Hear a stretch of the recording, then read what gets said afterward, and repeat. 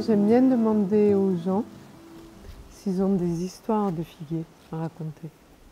Et en règle générale, tout le monde te dit, ça m'est arrivé encore avant-hier. En règle générale, les gens ils te disent non, non, j'ai pas d'histoire, non. Puis tu vois, ça circule un peu, ça chemine. Et puis tout d'un coup, ils te racontent une histoire et qui est toujours une très jolie histoire. Et moi, je recueille toutes ces histoires-là de figuier parce que moi, j'aime bien dire que c'est un arbre civilisateur.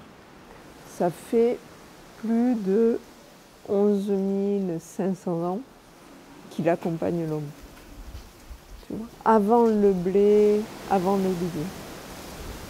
Et donc, c'est absolument magique de penser que cet arbre suit l'homme et l'accompagne depuis tout ce temps. Et donc, forcément, il y a plein d'histoires à raconter. Et donc, une fois, j'étais à la prison des Baumettes, je fais un atelier avec des prisonniers.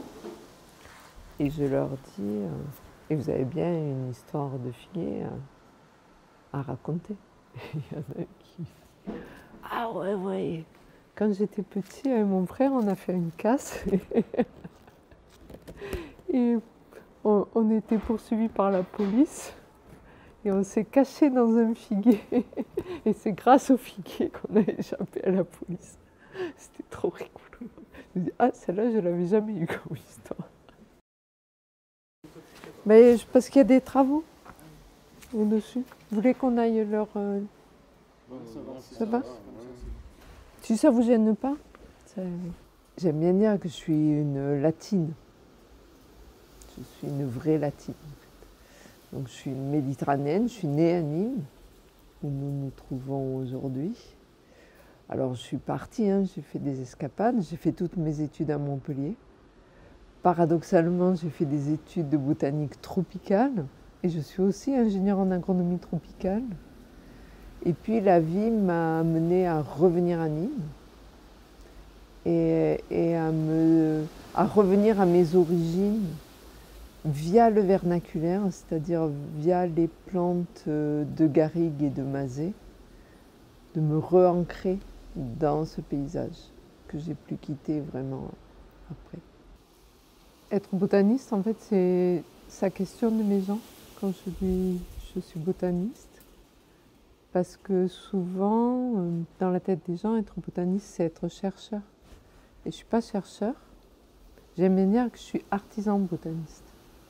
Ce sont deux mots accolés un peu étranges, mais qui correspondent assez bien à la réalité de ce que je fais, en fait. Mon activité, ça peut être d'accompagner des paysagistes sur les palettes végétales, pour les préciser, parce que les paysagistes n'ont pas toujours une culture botanique importante. Et plus ça va, plus on leur demande en fait d'avoir des palettes végétales spécifiques, soit spécifiques d'un lieu, soit d'une typologie végétale particulière, en particulier en Méditerranée.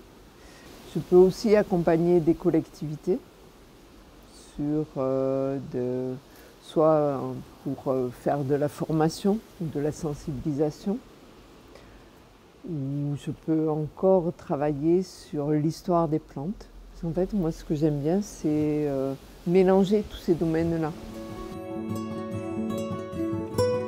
C'est la question qu'on me pose souvent en tant que botaniste, quelles sont les plantes rares de ton jardin? Et en fait, il n'y en a aucune, il n'y a que des plantes qui ont des histoires.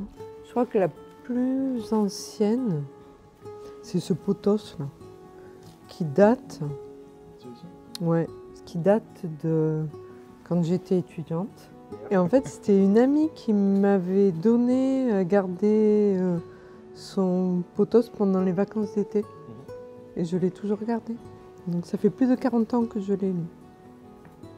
Ce figuier, c'est une amie qui me l'a donné. Tout en fait. Tout, c'est des plantes qui m'ont été données. C'est que ça, ce jardin. C'est une accumulation de... C'est une accumulation de gens en fait, tu vois, de plantes qui qui me rappellent des personnes, des jardins. Ça, c'est le dernier que j'ai, c'est des boutures que j'ai pris chez Gilles Clément. Il a ce petit géranium qui est en train de dépérir. Et du coup, j'en ai pris 2 boutures. J'ai dit comme ça, s'il meurt chez toi, je t'en redonnerai. Ce qui se passe dans la recherche depuis une vingtaine d'années, certainement plus, mais c'est vulgarisé vraiment depuis une vingtaine d'années, c'est de comprendre que du fait qu'ils soient fixes, les arbres ont adopté des stratégies pour assurer toutes les fonctions. En fait, les arbres, ils ont les mêmes fonctions que nous. Des fonctions de communication, des fonctions de respiration, des fonctions d'alimentation, mais qui sont toutes liées au fait qu'ils sont ancrés dans le sol, qu'ils ne peuvent pas partir. Et donc, toutes ces fonctions sont réparties dans toute la plante. Il n'y a pas d'organes vitaux dans les plantes. Donc, pour nous, ça a été très difficile à percevoir ça. Et ce qui est le plus difficile à percevoir, c'est le rôle des racines, que l'on a assimilé pendant très longtemps uniquement à de l'ancrage et à de l'absorption de l'eau et des éléments minéraux. On sait aujourd'hui que les systèmes racinaires, en fait, sont un peu les centres névralgiques, le centre névralgique des plantes, et que c'est grâce à ces systèmes racinaires qui, pour nous, sont invisibles, donc c'est compliqué d'aller, de le comprendre et surtout de l'intégrer, tu vois. Et c'est grâce à ces systèmes racinaires que la plante s'alimente en lien avec les feuillages, puisque la photosynthèse, elle se fait dans les feuilles, mais c'est les systèmes racinaires qui contrôlent en fait l'arrivée de l'eau et la photosynthèse, parce que ce sont les systèmes racinaires qui contrôlent l'ouverture et la fermeture des stomates. Donc si les stomates se ferment, l'eau ne monte plus, et il n'y a plus de photosynthèse, donc plus de sucre élaboré. Et dans le même temps, ces systèmes racinaires, ils établissent des symbioses avec d'autres vivants du sol, dont le règne fongique des champignons. Et les champignons, c'est assez extraordinaire parce que une plante, via ses racines, elle peut partager des champignons avec d'autres plantes. Par exemple, Marc-André Sellos montre que les chênes verts dans la garrigue, ils peuvent partager des champignons avec des arbousiers. Si tu vas un tout petit peu plus loin que partager des champignons, chaque plante qui est en symbiose avec des champignons, les champignons l'aident à augmenter leur surface d'absorption de l'eau, mais en échange, la plante va donner 20 à 40% de ses sucres aux champignons. Et si tu remets en perspective que le champignon il est aussi en symbiose avec l'arbousier, tu te dis que ce flux de carbone, puisque ces sucres c'est des flux de carbone, eh bien via le champignon, ils peuvent être allés du chêne à l'arbousier. Et donc, je pense que là où il faut être très vigilant, c'est qu'il n'y a pas un échange, on pourrait dire volontaire, entre de matières carbonées entre le chêne et l'arbousier, mais de fait, comme tous les deux peuvent utiliser les mêmes champignons, les mêmes organismes, ben du fait, il y a ces croisements de matières. Et donc, tu peux imaginer ce qui se passe sous le sol comme un immense flux de matière et d'informations aussi, parce que c'est dans ces flux de matière-là que circulent aussi les informations via des composés, des enzymes qui amènent des informations. Et c'est vrai dans l'air, via les composés volatiles organiques.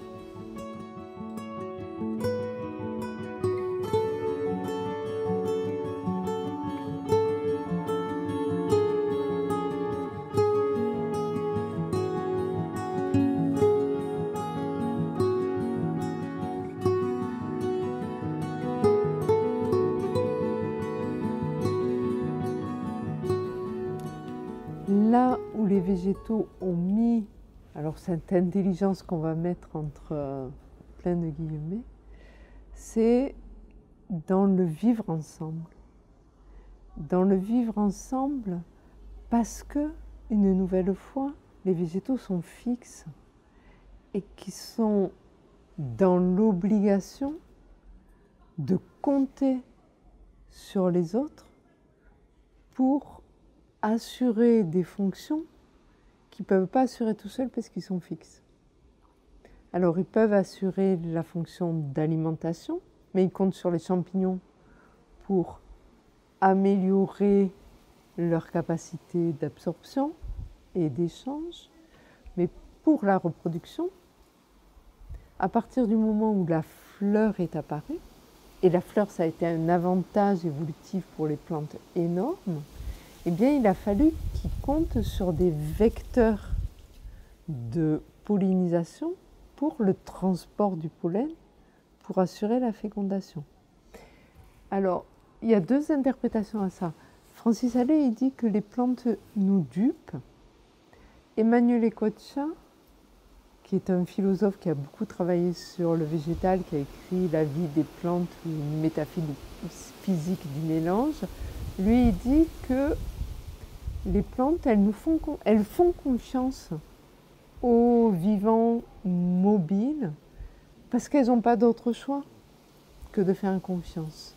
Elles ont un immense avantage sur le règne animal mobile, c'est qu'en étant fixes, elles ont la capacité de fabriquer leur énergie de manière autonome, grâce à des éléments très simples qui sont l'eau, l'oxygène, pas l'oxygène, le dioxyde de carbone, et en fonction de lumière. Grâce à ces trois composantes de notre environnement, les plantes savent fabriquer des sucres et leur énergie. Et elles recyclent les matières, les déchets de cette consommation énergétique dans leur matière, dans leur structure elle-même, en s'en servant pour assurer leur rigidité. Et c'est quand même absolument magnifique. C'est-à-dire qu'elles n'exportent rien, elles recyclent tout. Et donc à la fois cet aspect-là de tout recycler, mais aussi de baser toute leur vie sur les relations avec les autres, moi je trouve que c'est extrêmement inspirant. Même si nous, on ne vit pas ancré dans le sol. La complexité de notre relation au système racinaire, c'est qu'on ne les voit pas. Et que globalement, tout ce qui se passe dans le sol, nous humains, surtout dans les sols urbains, mais aussi dans les sols agricoles, c'est pas qu'on dénigre, mais on ne porte pas d'attention à ce qui se passe dans le sol. Vous voyez bien, dans les sols urbains, c'est catastrophique. Dans les sols agricoles, également, on a tué tous les sols. Donc la vie du sol, on ne prête pas attention. Parce que, globalement, pendant toute la période de la révolution industrielle et la révolution agricole, on va dire, entre guillemets, on a fait plus confiance à la chimie qu'à la complexité de la vie. C'est-à-dire on a simplifié tout ce qui se passait pour isoler ce qu'on voulait produire, par exemple. Et on se rend compte aujourd'hui qu'avec ça, on a tué les sols et que c'est une course sans fin parce qu'en fait, c'est la complexité qui amène l'équilibre et que plus tu tues, plus tu déséquilibres et plus tu es obligé de tuer. Et donc aujourd'hui, on est au bout complètement de ce système-là. il faut retrouver de la confiance dans la complexité et dans des choses qu'on ne maîtrise pas. Mais si tu fais confiance, tu t'aperçois que dans ce jardin, j'ai jamais une maladie et je ne mets jamais aucun produit nulle part. Bon, c'est un peu le bazar, mais tout s'organise entre soi. Moi, j'aime bien redire que le règne végétal, la terrestrialisation, elle est arrivée 1500 fois plus longtemps, je ne sais pas le bon mot, longtemps, avant que nous arrivions. Donc tu vois qu'ils ont quand même une expérience qui est autre que nous, nos petits jeux de savants que l'on a essayé de mener avec toute cette chimie que l'on a mis dans les sols et qui se sont très bien débrouillés jusque-là, tu vois. Donc il faut arriver à faire confiance au génie naturel. Et pour moi, beaucoup de choses se passent dans le système racinaire, dans les sols. Et la manière de prendre en compte ça, c'est de porter une attention particulière au fait que les plantes puissent vivre en société. Et juste ça, on n'a pas besoin d'aller plus loin. Donc c'est vrai dans la nature, mais ça, les plantes se débrouillent très bien. C'est vrai dans les systèmes agricoles. Et aujourd'hui, dans tout ce qui est, à la fois la permaculture, mais pas que, dans tous les systèmes agricoles bio, on remet de la complexité dans le vivant. Et c'est surtout vrai dans la ville, où on voit bien que l'arbre aujourd'hui et la végétation vont être notre seul, pas notre seul, on le sait, mais un grand recours pour que la ville reste vivable, surtout les villes méditerranéennes. Mais pour que la ville reste vivable, il faut aussi qu'on permette aux arbres de vivre. Et c'est pas en mettant les arbres dans des situations comme si on mettait des lampadaires que les arbres vont s'en sortir. Et donc, ce que j'aime bien dire, c'est qu'il faut accueillir confortablement les arbres. C'est pas tant chercher la bonne espèce que d'être attentif à la manière dont on les accueille, et notamment au niveau du sol, c'est-à-dire leur laisser déjà de la pleine terre, et puis leur permettre de faire en société, comme ils l'entendent. Et ça, c'est pas évident pour nous, parce que jusqu'à présent, on a toujours maîtrisé ce qui se passait en ville. Et de laisser un peu de liberté ou d'aléa à la végétation en ville, c'est un pas qu'on n'a pas fait encore du tout.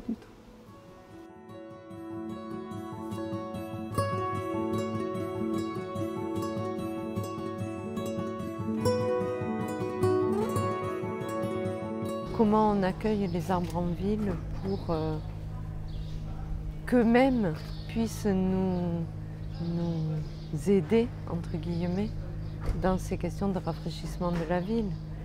Et on n'a pas fait beaucoup de mètres depuis qu'on est parti. Et on n'a pas vu d'autres situations que des arbres sur des places déjà dédiées à la voiture, mais qui arrivent comme du mobilier, tu le sens. Si tu te dis que ce sont les systèmes racinaires qui sont les centres névralgiques de la plante et des arbres, donc vraiment les organes le plus importants pour que eux puissent passer ces périodes de sécheresse et de chaleur, tu t'aperçois, c'est pas compliqué de s'apercevoir si tu changes ton regard, qu'on ne leur donne aucune opportunité pour eux-mêmes se défendre contre la chaleur et la sécheresse. Tu ne te poses jamais la question de comment ils sont. Et du coup, ils se débrouillent tant bien que mal. Mais la durée de vie d'un arbre en ville, c'est un tiers de sa durée de vie. Mais ça ne nous fait pas poser question. On s'en moque puisqu'on ne les considère pas comme des êtres vivants. La ville, c'est clairement un écosystème urbain anthropique. La ville, elle est fabriquée, elle est bâtie par l'homme pour l'homme. Et un peu comme en agriculture où l'homme a tué toute vie autre que celle qu'il est destiné à produire, dans la ville, il a fait pareil. C'est-à-dire qu'il a tué toute spontanéité pour ne favoriser que ce qu'il voulait faire pousser. C'est le même système. Et c'est les mêmes limites qu'aujourd'hui celles que l'on voit en agriculture. C'est-à-dire que pour que ça pousse, eh bien, il faut apporter tout ce qui va manquer à l'arbre qu'il trouve dans son milieu naturel. Mais ça devient de plus en plus compliqué parce que le milieu vivant, enfin le milieu urbain, pardon, il exacerbe le biotope, c'est-à-dire à la fois les conditions climatiques, de température, mais aussi d'accès à l'eau, et puis de vie, de symbiose que les arbres les arbres ou d'autres plantes pourraient développer pour accompagner, pour faire société. Et je pense qu'on a atteint là des limites qui sont les sécheresses caniculaires, c'est-à-dire à la fois les températures et le manque d'eau qui font qu'on n'est plus en capacité à venir compenser ce qui va manquer, mais même nous pour notre vie. Si on ne change pas radicalement de manière à la fois de concevoir la ville, mais aussi de laisser une certaine liberté au règne végétal pour s'adapter, lui, la ville va être invivable, on le voit. On voit comment on passe nos étés en Méditerranée. C'est impossible, ou disons c'est très compliqué de sortir à midi dans une ville méditerranéenne dans le milieu minéral. Quand tu es botaniste et que tu travailles dans le cadre des changements climatiques sur la ville, la première question qu'on te pose, c'est quels arbres, quelles essences planter pour résister au changement climatique.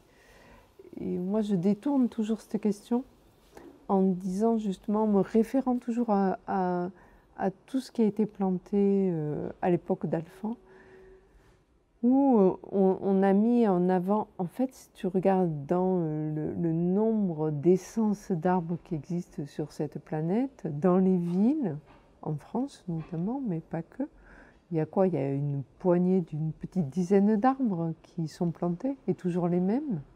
Et tu te retrouves avec des alignements monospécifiques de platanes, de marronniers, de tilleuls, très peu d'espèces, et qu'on a fini comme ça par dérouler sans conscience de comment les planter et sans juste voilà. Et donc je pense que ce que nous raconte, si tu jettes un œil au-dessus de ton épaule et que tu regardes ce qui est arrivé à ces essences qui ont été mises à la mode par Alphand, tu vois qu'aucune d'entre elles, on peut les planter en ville aujourd'hui. Non pas parce qu'elles craignent les changements climatiques, mais parce que du fait de la manière dont on les a traitées, aujourd'hui, elles ont une vulnérabilité qui font que l'orme, qui était la principale essence des villes, eh bien aujourd'hui, il est sensible à la graphiose, tu ne peux plus planter d'orme. C'est pareil avec les platanes qui, aujourd'hui, il y a du chancre coloré Et donc partout en France, et donc on ne peut plus miser sur les plantations de platanes. Le marronnier, alors lui, il devient vraiment trop sensible au sec et à la chaleur. Et donc moi, ça m'a amené à dire, c'est pas tant les essences auxquelles il faut être attentif qu'à la manière de planter et d'entretenir les plantes. C'est déjà de plus planter de manière monospécifique tout le temps, de permettre, je redis toujours les mêmes choses, hein, mais aux arbres de faire société, de planter à la bonne échelle, c'est-à-dire de ne pas mettre des arbres de première grandeur qui peuvent atteindre 40 mètres en milieu naturel dans des rues minuscules qui vont faire que tu vas passer ton temps à devoir les tailler. Mais il y a des arbres de toutes les tailles, donc de choisir les bonnes échelles pour chaque rue, pour chaque... et donc de penser différemment les plantations. Bien sûr, après, on parlera des variétés résistantes au changement climatique. Mais pour moi, ce n'est pas du tout la première porte d'entrée.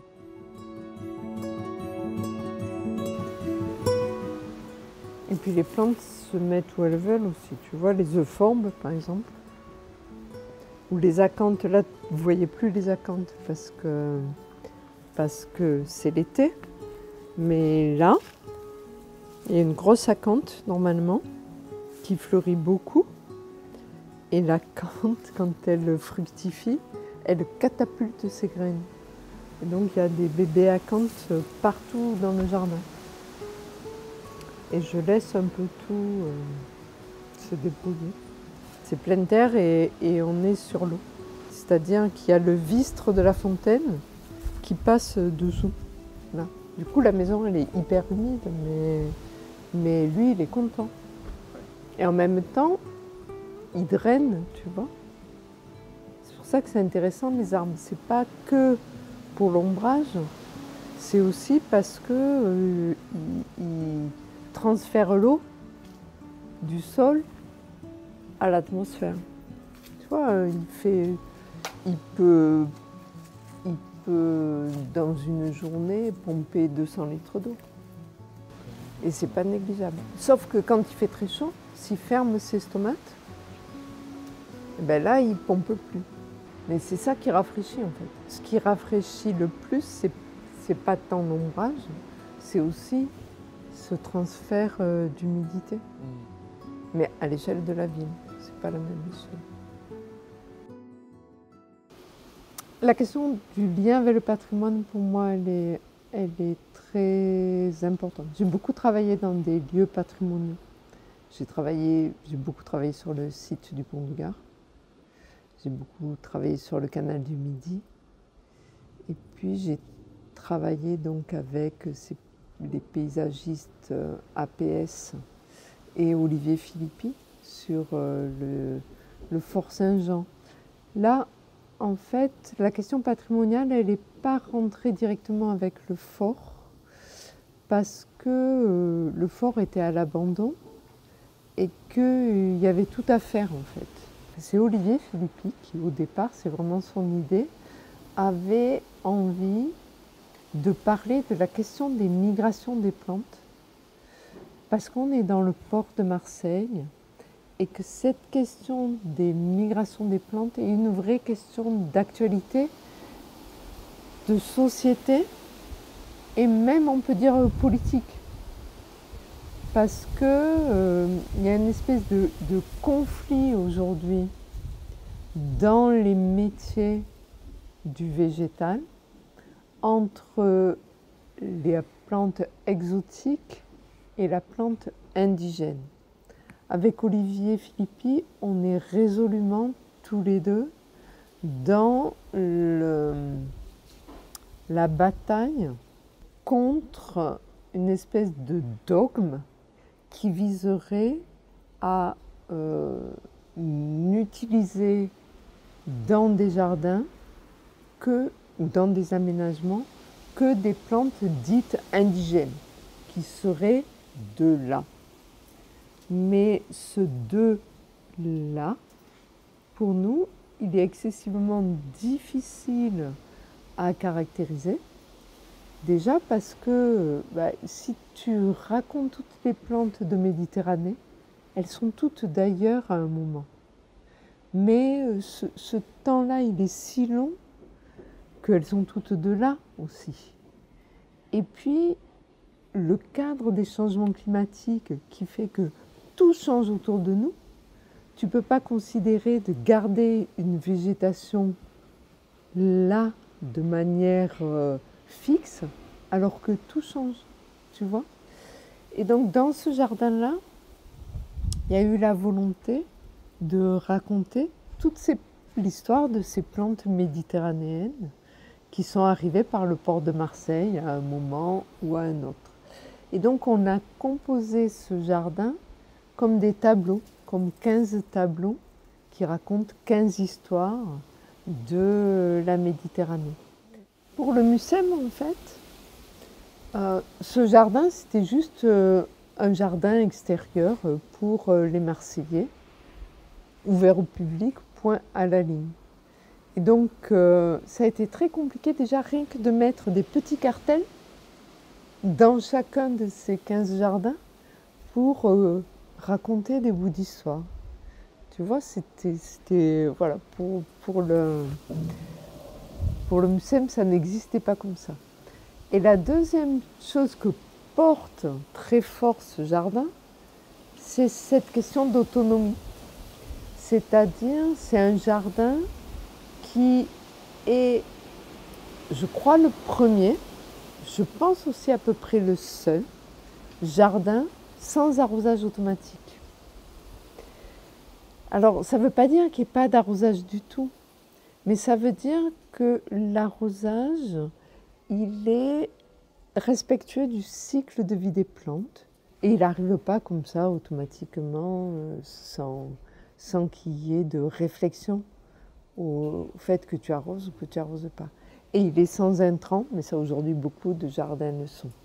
Alors qu'est-ce que ça amène? C'est extrêmement important parce que c'est un jardin vitrine du coup qui montre que c'est possible de faire un beau jardin sans arrosage automatique. Parce que l'arrosage automatique, au-delà du fait que tu ne réfléchisses pas, ça a aussi un autre inconvénient très fort, si on revient à nos questions de racines, c'est qu'en général, le goutte à goutte, parce que l'arrosage automatique, c'est souvent du goutte à goutte, ça alimente en eau, ça mouille, entre guillemets, les premiers centimètres du sol. Et l'arbre ou la plante, elle n'est pas idiote, hein, elle va développer ses racines là où il y a de l'eau, donc dans les premiers centimètres du sol.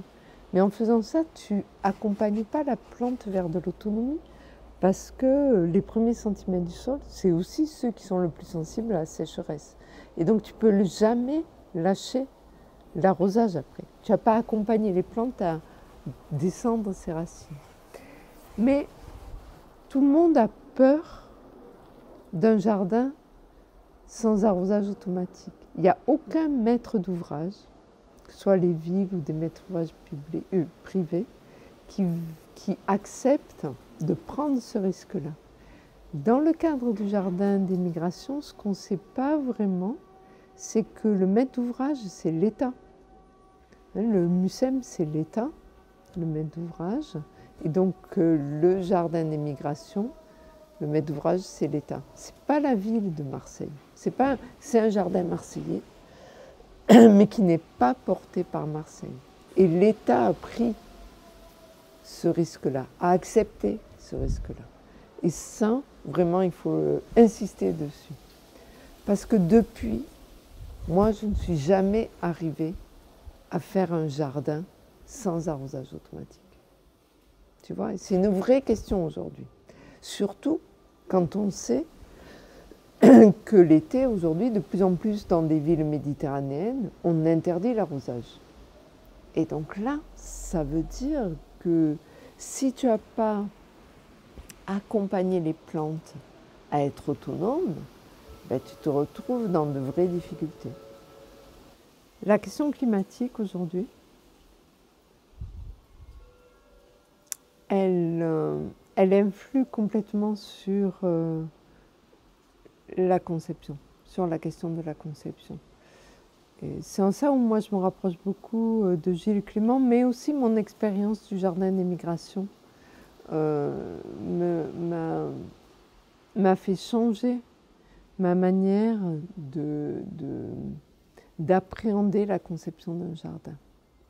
C'est de plus en plus évident qu'un jardin, il n'est pas le jour où le concepteur le laisse.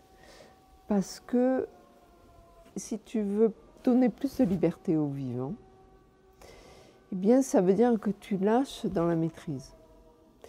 Si tu veux que tes plantes soient plus résilientes, qu'elles aient des systèmes racinaires mieux ancrés, ça veut dire que tu vas plus compter sur le semis que sur la plantation. Et le semis, bien sûr, un concepteur, il ne peut pas livrer un jardin qui n'aurait fait que semer. Aucun maître d'ouvrage accepterait ça. Mais je pense qu'il y a des process à inventer aujourd'hui, des mises en dynamique du jardin, où tu plantes le jardin avec l'idée derrière que les plantes, elles vont se ressemer et fabriquer de nouvelles générations qui seront les générations qui vont faire jardin. Mais ça veut dire que le concepteur, il travaille non pas un plan figé, mais il travaille, ce qu'il livre, c'est le démarrage de quelque chose qui va jamais cesser d'évoluer. Et que le jardinier, du coup, il prolonge le travail du concepteur. Et que les plantes elles-mêmes, elles ont leur part dans la conception. Si tu penses qu'elles vont se ressemer et que le jardinier il va choisir là où il garde, là où il laisse. C'est ce que Gilles Clément appelle à la fois le jardinage par soustraction, c'est-à-dire au lieu de planter, tu fais juste que enlever des choses qui sont ressemées. Et c'est aussi un autre concept sur lequel il a posé des mots, qui est le partage de la signature. Il n'y a plus un concepteur qui crée un jardin, mais il y a un paysagiste qui fait un dessin et il partage la signature de ce dessin avec les plantes et avec le jardinier. Et ça change tout. Et moi, je trouve ça assez beau. Il me semble que c'est l'avenir.